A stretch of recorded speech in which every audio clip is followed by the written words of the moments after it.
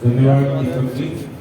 आज नवमतदाता सम्मेलन में उपस्थित हमारे जिले के प्रभारी पंकज जैन जी और उस विधानसभा का चुनाव लड़े डॉक्टर अनिल गोयल जी, निगम पार्षद संदीप कपूर जी, दीपक मल्होत्रा जी, किशन जी और यहाँ के हमारे मंडल अध्यक्ष इंदिरा जी, यहाँ सभी पार्टी के पदाधिकारी कार्यकर्ता साथियों, हमारी बहन कल्पना जैन जी, पूर्व निगम पार्षद और सभी कार्यकर्ता साथियों और जितने भी हमारे नए मतदाता है उन सबका आज बहुत अभिनंदन है पार्टी की ओर से, भारतीय जनता पार्टी की ओर से कि आप सब लोग इस नव मतदाता सम्मेलन में आए हैं। यहाँ जिस उद्देश्य को लेकर हम इस काम को कर रहे हैं उसके बारे में आपको समझने की जरूरत है। आज भारतीय जनता पार्टी के बारे में और बाबा साहब अम्बेडकर जी के बारे में बहुत सी बातें आपसे हमें चर्चा करनी है। मेरा आप सभी से अनुरोध है, एक साइड आ जाए जिससे कि वो पीछे जो लोग हैं, आप या तो बीच में आइए, इधर आइए, इधर थोड़ा पीछे बच्चे हैं बैठे। तो एक बार जोरदार जयकारा लगाएंगे, भारत माता की जय, भारत माता की जय, वंदे मातरम, वंदे मातरम। देखिए, भारतीय जनता पार्टी एक विचारधारा है और उस विचारधारा का उदय उस समय ही हो गया था जिस समय देश आजाद हुआ था, क्योंकि जिस समय देश स्वतंत्र हुआ उस समय स्वतंत्रता पाना ही एकमात्र उद्देश्य था सबका। हर कोई ये चाहता था कि देश स्वतंत्र हो, अपनी सरकार बने और हम लोग अपने तरीके से देश को चलाएं। लेकिन जब देश आजाद हुआ और आजाद होने के बाद पहली सरकार बनी और पहली सरकार ने जो काम करने शुरू किए उससे भैया बात नहीं बिल्कुल, अगर आपको बात सुननी है तो बात नहीं करनी। तो जब देश आजाद हुआ उसके बाद बहुत सारी बातें ऐसी शुरू हो गई जिससे जिन लोगों ने देश की आजादी में अपनी कुर्बानी दी थी, जिन्होंने अपनी शहादत दी थी, परिवार के परिवार ने बलिदान दे दिया था और उन्होंने देश के लिए सब कुछ मिटा दिया था, अपने स्वयं को मिटा दिया, परिवार को मिटा दिया। बहुत सारे वर्ग ऐसा था देश के अंदर कि जो सरकार बनी है, जिस पंडित जवाहरलाल नेहरू पहले प्रधानमंत्री थे, तो वो अच्छा नहीं लगा क्योंकि वो देश के खिलाफ बहुत सारे काम थे। उसमें पहला काम था जब जम्मू कश्मीर के अंदर एक प्रस्ताव आया विधानसभा में और उस विधानसभा के प्रस्ताव में ये आया, जिस समय वहां शेख अब्दुल्ला वहां के मुख्यमंत्री थे, कि जम्मू कश्मीर के अंदर स्वायत्त राज्य होगा, देश के अंतर्गत होगा लेकिन स्वायत्त होगा। वहां अलग प्रधानमंत्री होगा, जैसे देश का प्रधानमंत्री वैसे जम्मू कश्मीर का प्रधानमंत्री, जैसे देश के अंदर एक संविधान वैसे वहां भी एक संविधान, जैसे देश का एक निशान तिरंगा वैसे उनका भी निशान। उस समय ये बात है जब 1952 की, उस समय डॉक्टर श्यामा प्रसाद मुखर्जी जी, जो भारत के पहले मंत्रिमंडल के अंदर उद्योग मंत्री थे, उन्होंने संसद के अंदर उसका विरोध किया और उसी समय जम्मू कश्मीर के अंदर एक पार्टी थी, प्रजा पार्टी, जम्मू कश्मीर प्रजातांत्रिक सोशल पार्टी, उसने वहां पर विरोध किया और कहा एक देश के अंदर एक विधान होना चाहिए, एक निशान होना चाहिए, एक प्रधान होना चाहिए पूरे देश में। उस समय डॉक्टर श्यामा प्रसाद मुखर्जी जी के बारे में किस किस ने सुना है, बताएंगे? आपने सुना डॉक्टर श्यामा प्रसाद? बच्चों, डॉक्टर श्यामा प्रसाद मुखर्जी जी के बारे में सुना है? वो भारत के पहले उद्योग मंत्री थे, पहला रेल का कारखाना उन्होंने लगवाया था। इस देश के अंदर उद्योग और धंधे अच्छे चले इसके लिए उन्होंने बहुत काम किया है और बहुत बड़े वो विद्वान थे, बैरिस्टर थे। उन्होंने जब जम्मू कश्मीर के मुद्दे पर संसद में विरोध किया और विरोध करने के बाद जब मतभेद हुआ तो पंडित जवाहरलाल नेहरू की सरकार से उन्होंने इस्तीफा दे दिया और इस्तीफा देकर वो राष्ट्रीय स्वयंसेवक संघ के सरसंचालक जो उस समय गुरुजी थे, जिनका माधवराव सदाशिव गोलवलकर जी जो द्वितीय सरसंचालक थे, उनसे उन्होंने भेंट की और उन्होंने कहा कि जिस देश के अंदर राष्ट्रवादी शक्तियों की बात कौन सुनेगा, सिर्फ राष्ट्रीय स्वयंसेवक संघ और एक राष्ट्रवादी संगठन के नाते हम अपनी बात को बाहर कहेंगे, लेकिन संसद में हमारी आवाज कौन बनेगा। तो उस समय राष्ट्रीय स्वयंसेवक संघ के सरसंघचालक परम पूजनीय माधवराव सदाशिव गोलवलकर जी के साथ उन्होंने संपर्क और संवाद करके डॉक्टर श्यामा प्रसाद मुखर्जी जी ने 21 अक्टूबर 1951 को जनसंघ की स्थापना की और वो एक उद्देश्य था कि देश एकजुट रहे, देश आगे बढ़े। ये उद्देश्य लेकर भारतीय जनता पार्टी और उस विचारधारा का उदय हुआ। मैं बहुत सारी तारीखों के बारे में नहीं बताऊंगा, लेकिन मैं मोटी मोटी ये बात बताना चाहता हूं कि जिस समय पूरे विश्व के अंदर एक विचारधारा का बहुत ज्यादा प्रभाव था, वो विचारधारा थी साम्यवादी विचारधारा और वो पूरे विश्व के लोगों को आकर्षित कर रही थी। आपने सुना होगा जिस समय आजादी का आंदोलन चल रहा था, शहीद आजम भगत सिंह वो भी बहुत इस विचारधारा के, साम्यवादी विचारधारा के बड़े प्रशंसक थे। वो चाहे लेनिन हो, मार्क्स हो, उनको पढ़ते थे क्योंकि पूरे विश्व के अंदर उसका ग्लैमर था। और जिस समय भारतीय जनता पार्टी और जनसंघ की विचारधारा आई तो उसको कोई सुनने वाला नहीं था। यहाँ तक कि भारत के अंदर भी उसको लोग हिकारत भरी नजरों से देखते थे। जहां पर वो राष्ट्रवाद की कोई बात करता था तो ये सोचते थे तो ये ढकियानुसी है, ये सांप्रदायिकवादी है और ये एक वर्ग विशेष की बात करते हैं। लेकिन आज जो कम्युनिस्ट विचारधारा है, जिसमें सोवियत रूस से लगाकर यूरोप के कई देश, कई लैटिन अमेरिकी देश, विश्व के कई देश, चीन समेत कई देश उस व्यवस्था को मानने वाले थे। लेकिन आज अगर हम बात करें तो आज हमारा जो दर्शन है, हमारी जो विचार है, वो पूरी विश्व की सबसे बड़ी ताकत बन चुका है प्रधानमंत्री नरेंद्र मोदी जी के नेतृत्व में जो सरकार चल रही है। और आज इस कम्युनिस्ट विचारधारा का कोई नाम लेवा नहीं है। जो कम्युनिस्ट विचारधारा को मानने वाला रूस जो सबसे बड़ा था, वो भी 27 देशों में उसका डिवीजन हो गया। मिखाइल गोर्बाचोव जो रूस के राष्ट्रपति थे तो उन्होंने खुद ही कर दिया, 27 देश बने और अब तो और भी ज्यादा हो गए। तो वो विचारधारा धराशायी हो गई जिसके बारे में पूरा विश्व ये कहता था ये सबसे अच्छी विचारधारा। क्यों? क्योंकि उस विचारधारा के अंदर कृत्रिमता थी, बनावट था, वो तानाशाही थी, वो जबरदस्ती उस विचारधारा को थोपना चाहते थे और थोप कर अंदर अंदर वो खोखली व्यवस्था थी। ऊपर से देखने में अच्छी लगती थी लेकिन उनके अंदर वो ड्यूअल कैरेक्टर था, वो कहते कुछ थे और करते कुछ थे। लेकिन मैं यहाँ आप सभी नए मतदाताओं, बच्चों को बताना चाहता हूँ कि ऐसे ही नहीं ये विचारधारा आज बहुत विशाल बनी है और सस्टेनेबल विचारधारा बनी है, ऐसे ही नहीं बनी है।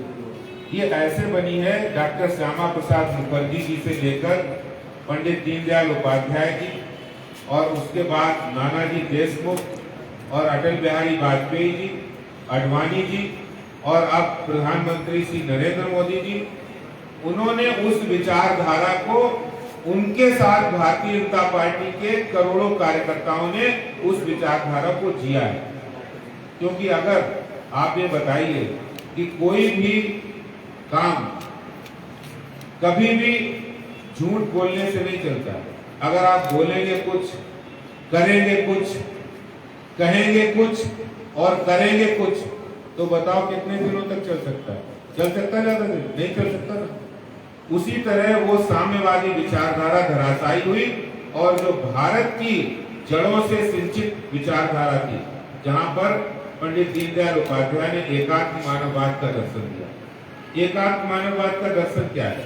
यानी समाज में जो गरीब से गरीब व्यक्ति है, वंचित से वंचित है, दलित से दलित व्यक्ति है, पिछड़े से पिछड़ा व्यक्ति है, उस व्यक्ति को कैसे हम समाज की मुख्य धारा में शामिल करें, शिक्षा के माध्यम से, रोजगार के माध्यम से, सामाजिक सरोकार के माध्यम से, हर माध्यम से उसके अंदर कोई हीन भावना नहीं आए, ये सरकार का काम है। इस बात को, भारतीय दर्शन को राजनीति के अंदर सबसे पहले प्रतिपादित अगर किसी ने किया है तो वो भारतीय जनता पार्टी और जनसंघ ने पंडित दीनदयाल उपाध्याय और वही विचारधारा को अगर हम आगे बड़े रूप में देखते हैं तो अटल बिहारी वाजपेयी जी ने सबसे पहले इस देश के किसानों की चिंता की, इस देश के अंदर विकास हो इसके लिए सड़कों की चिंता की, क्योंकि गांव में रहने वाला व्यक्ति शहर में आएगा, काम धंधा करेगा, अच्छा काम करेगा, और उसी विचारधारा को और ज्यादा खूबसूरती के साथ आज अगर कोई पूरे 130 करोड़ की आबादी के देश में बढ़ाने का काम कर रहे तो हमारे प्रधानमंत्री श्री नरेंद्र मोदी जी, उन्होंने क्या कहा? सबका साथ, सबका विकास, सबका विश्वास और सबका प्रयास।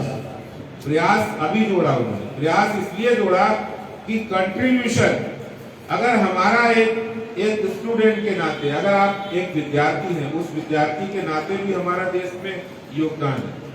हम क्या सोचते हैं, हम क्या कर सकते हैं, हमारे क्या विचार हैं, हम देश के लिए कितना काम करने की जज्बा रखते हैं, तो वो प्रयास भी हमारे देश को आगे ले जाने वाला है। तो ये विचारधारा भी वहीं से निकलती है कि हम सबको साथ लेकर चले, सबके लिए काम करें। और जो उन सब में जो सबसे बड़ी बात है, मैं भारतीय जनता पार्टी के 2-3 प्रमुख आंदोलनों के बारे में बताना चाहता हूँ। जैसे हमने जम्मू कश्मीर की बात की, तो लोग कहते हैं बीजेपी आजादी के बाद इसका आंदोलन और स्वतंत्रता आंदोलन से क्या संबंध है? इस देश को आजादी के बाद 2 बड़े विभाजन से रोकने का काम और देश को एकजुट रखने का काम किसी ने किया है तो भारतीय जनसंघ और भारतीय जनता पार्टी ने। आपको पता होगा जम्मू कश्मीर के अंदर जब ये कानून लागू हो गया, डॉक्टर श्यामा प्रसाद मुखर्जी जी ने आंदोलन किया, तो उन्होंने उस आंदोलन को पूरे देश में फैलाया और उन्होंने कहा हम इसके लिए मार्च करेंगे। डॉक्टर श्यामा प्रसाद मुखर्जी जी ने मार्च शुरू किया।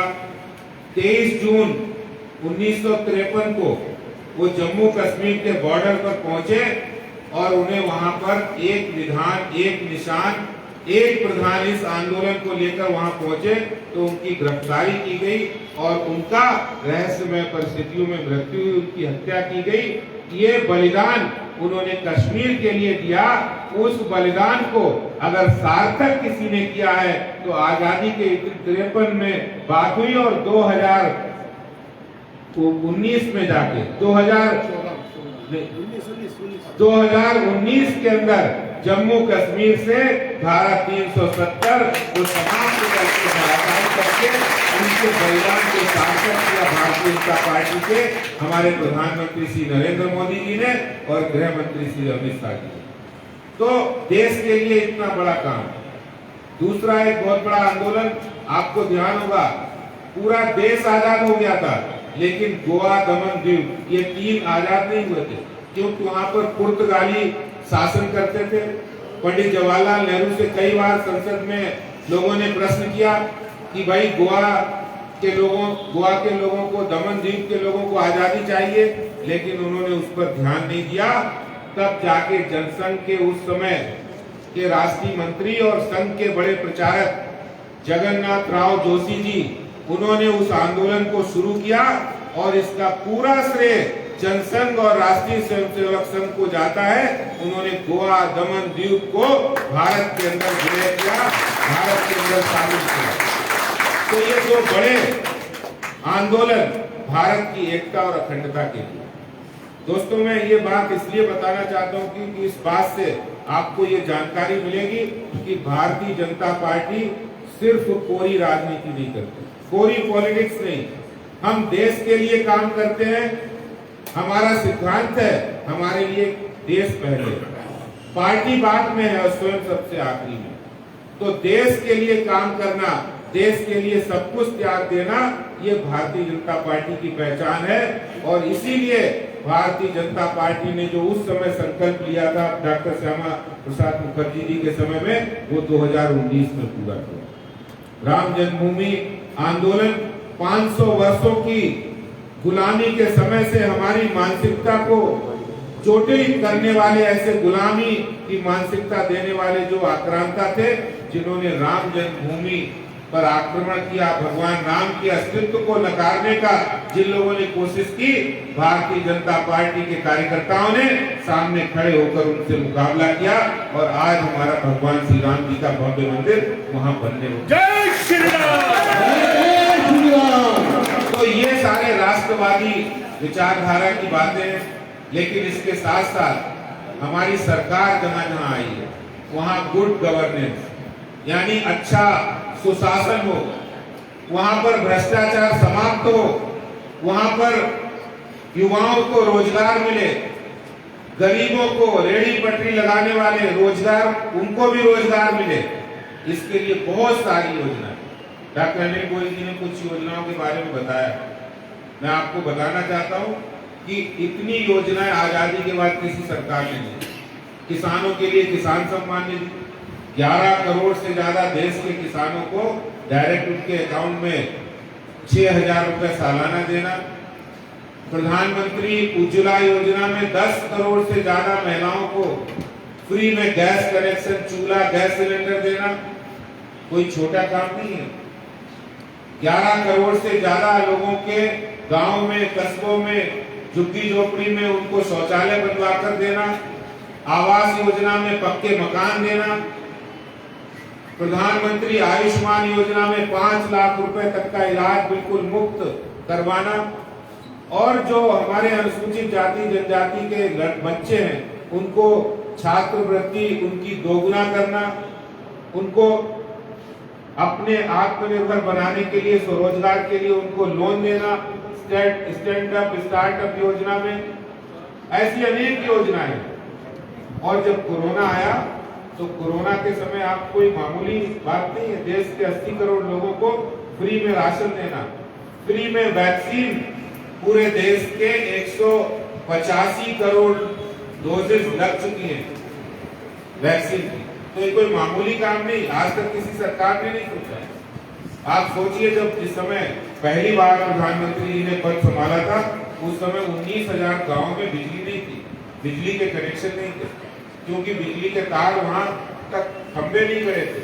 मोदी जी ने उन फाइलों को मंगवाया और कहा कि जिन गांव में बिजली नहीं पहुंची है वहां बिजली पहुंचेगी 1 साल 2 साल के अंदर।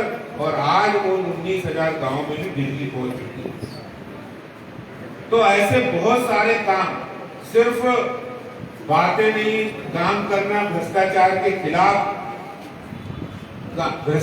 के खिलाफ काम करना और भ्रष्टाचार को समाप्त करके काम करना, सुशासन के लिए काम करना, युवाओं, महिलाओं और किसानों को, पिछड़ों को, दलितों के लिए काम करना, देश के लिए, सबके लिए काम करना, ये भारतीय जनता पार्टी का विचार दर्शन है। बहुत लंबी, अगर हम इतिहास विकास की बात करेंगे तो बहुत लंबी बात है, लेकिन आज जो हमने बात कही बाबा साहब भीमराव अम्बेडकर जी का भी इसमें जिक्र करना बहुत जरूरी है, क्योंकि बाबा साहब जी का जन्मदिन हम लोगों ने कल ही मनाया है।